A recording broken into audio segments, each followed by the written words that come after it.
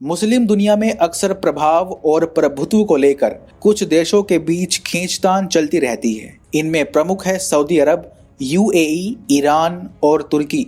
मौजूदा समय में मुस्लिम दुनिया पर सऊदी अरब और यूएई जैसे देशों का कुछ हद तक प्रभुत्व कायम है।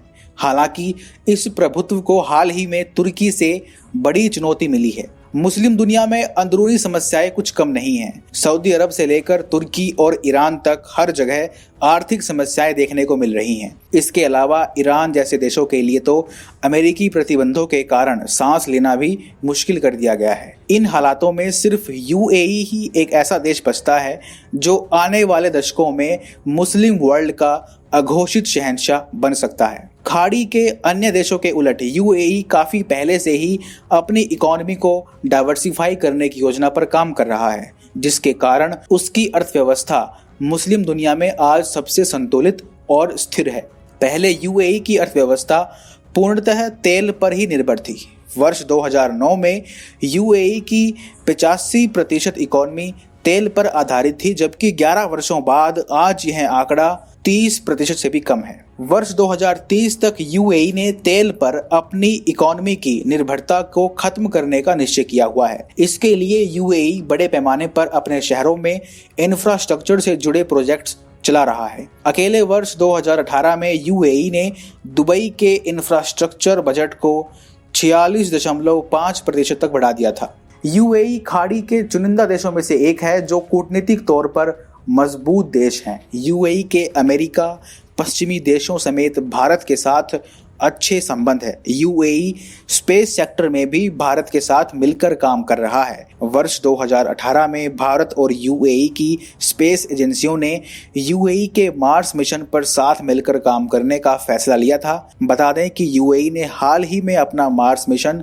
सफलतापूर्वक लॉन्च किया है। कुल मिलाकर यूएई आने वाले दशक में भी अपने आर्थिक प्रभाव को कायम रखने के लिए एक सोची समझी नीति का पालन करता दिखाई दे रहा है। यूएई के मुकाबले मुस्लिम दुनिया के बाकी देशों का भविष्य उतना उज्जवल दिखाई नहीं देता।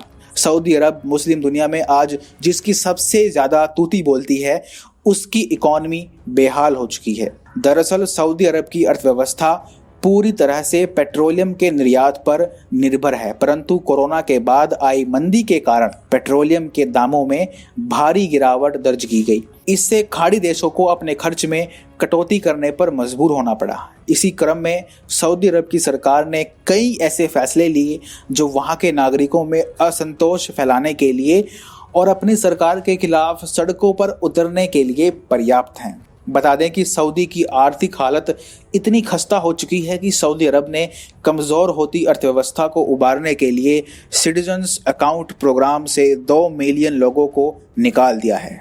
बता दें कि 2017 में लागू किए गए इस प्रोग्राम के तहत सऊदी परिवारों को मासिक रूप से आर्थिक मदद दी जाती थी और नागरिकों के खाते में रुपए जमा किए जाते थे। कोरोना के कारण पहले ही पर्यटन ठप पड़ चुका है। इस खाड़ी देश को मक्का और मदीना में श्रद्धालुओं के आने पर रोक लगाने से दोहरा झटका लगा है और वहां से भी राजस्व नहीं आ रहा है। पर्यटन से होने वाली कमाई से लेकर रोजगार भी बंद पड़ा है। ऐसी स्थिति में अब सरकार ने सिटीजन अकाउंट प्रोग्राम के तहत मिलने वाली सहायता से भी लोगों को बाहर निकाल दिया है। इस तरह के झटके के बाद सऊदी अरब की जनता का असंतोष अब अपने आखिरी चरम पर पहुंच चुका है और वहां सिविल वॉर जैसे हालात भी पैदा हो सकते हैं। ईरान और तुर्की की आर्थिक हालत भी कुछ खास नहीं है। हागिया सोफिया घटना और लीबिया गृह युद्ध में हस्तक्षेप के कारण तुर्की लगातार विवादों में आया हुआ है। तुर्की और ग्रीस का बॉर्डर विवाद भी बढ़ा हुआ है। इसका नतीजा यह है कि अब निवेशकों ने तुर्की से अपना पैसा बाहर निकालना शुरू कर दिया है। तुर्की की बदहाल होती अर्थव्यवस्था का एक और नमूना यह है कि अमेरिकी प्रतिबंधों के बाद अब दोबारा तुर्की की करेंसी लीरा अपनी वैल्यू खोती जा रही है। देश में महंगाई दर रिकॉर्ड तोड़ 12% तक जा पहुंची है। यही हाल ईरान का भी है। वर्ष 2015 में ईरान न्यूक्लियर डील के बाद जब ईरान पर अमेरिकी प्रतिबंधों का प्रभाव कम किया गया था, तो ईरान की अर्थव्यवस्था में वर्ष 2016 में 10% से ज़्यादा की दर से विकास हुआ था।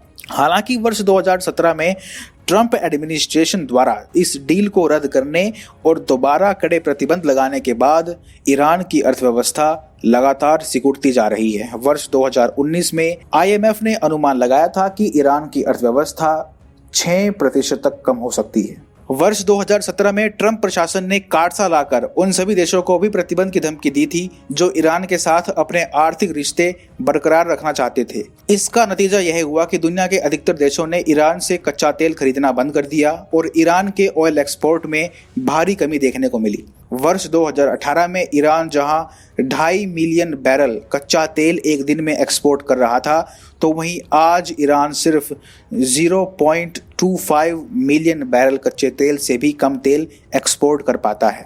ऐसे में इस्लामिक वर्ल्ड में सिर्फ UAE ही एक ऐसा देश बचता है जो कि नेतृत्व के लिए जिम्मेदार के साथ साथ सक्षम भी दिखाई देता है। UAE लगातार भारत के साथ सहयोग को बढ़ावा दे रहा है क्योंकि इस देश में बड़े पैमाने पर भारतीय आबादी रहती है। UAE भारत के सहयोग से आगामी दशक में इस्लामिक दुनिया में शीर्ष स्थान प्राप्त कर सकता है और उसका वह हकदार भी है।